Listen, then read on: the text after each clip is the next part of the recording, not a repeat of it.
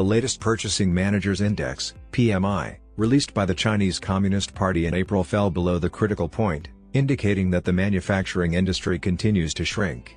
Scholars analyze that this economic contraction is not surprising, and the strong domestic demand shown during the May Day holiday is a false prosperity. The recovery of the economy depends on three factors, but there is too much uncertainty.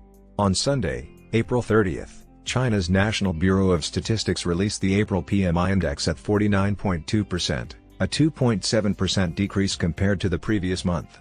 This is also the first time the indicator has fallen below the 50 threshold since December last year. The Bureau acknowledged that the value is below the critical point, and the manufacturing industry's business cycle level has fallen. This indicator is much lower than economists' previous expectations. Generally, a value above 50 means economic growth, while below 50 indicates a subdued market atmosphere. It is worth noting that in this PMI index, the performance of large, medium, and small enterprises are all below the critical point. In the classification index, the New Order Index and the Employment Index are also below the critical point. Economist David Jun Huang, who lives in the United States, analyzed that the contraction of China's industrial activity is not surprising and has three reasons. Firstly, it is a basic problem of economic data comparison. In the past 3 years, the epidemic has been recurring, and the Chinese Communist Party has adopted strict control measures to combat it, leading to a stagnant economy.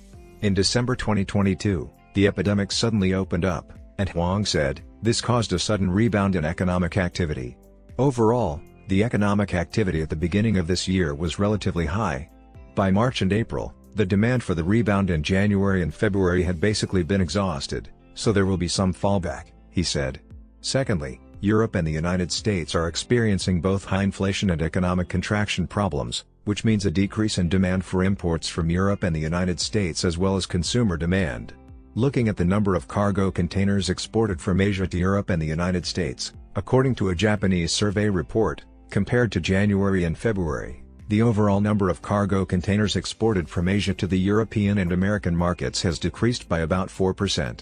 China accounts for about 60% of the cargo containers exported from Asia to Europe and the United States, and China has decreased by about 19%, so the market is shrinking. Thirdly, due to the epidemic over the past 3 years, some orders have been transferred to Southeast Asian countries. Overall in 2022, the number of orders exported to the United States from the 14 Southeast Asian countries has slightly exceeded that of China. Currently, it is the May Day holiday in China.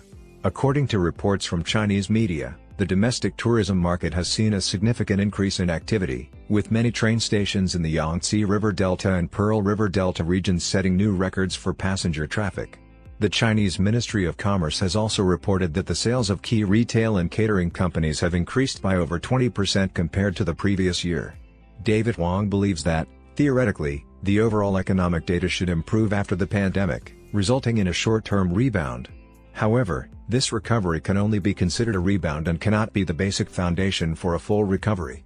A full economic recovery also depends on international trade relations and whether domestic consumption can be sustained.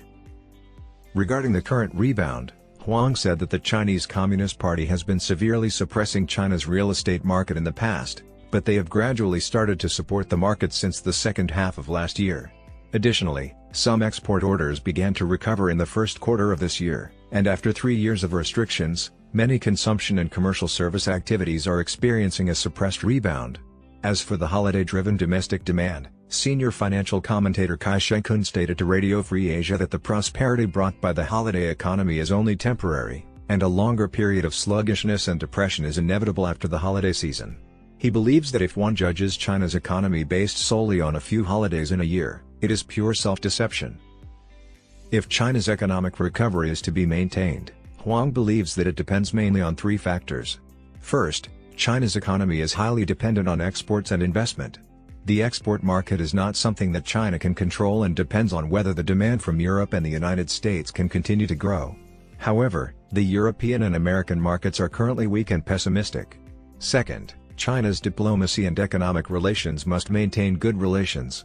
The trade war between China and the United States and the tension in China-Japan relations have led to many issues regarding the relocation of industrial chains and diplomatic relations. Third, whether China's private economy can continue to develop. All of these factors are still unknown. Qin Shi stated that China's economy will face more uncertainty in 2023, including the pandemic, global economic recession, energy and food crises, natural disasters, man-made disasters, and political instability within the Chinese Communist Party. The high growth of China's economy and its promise of a good life may never return.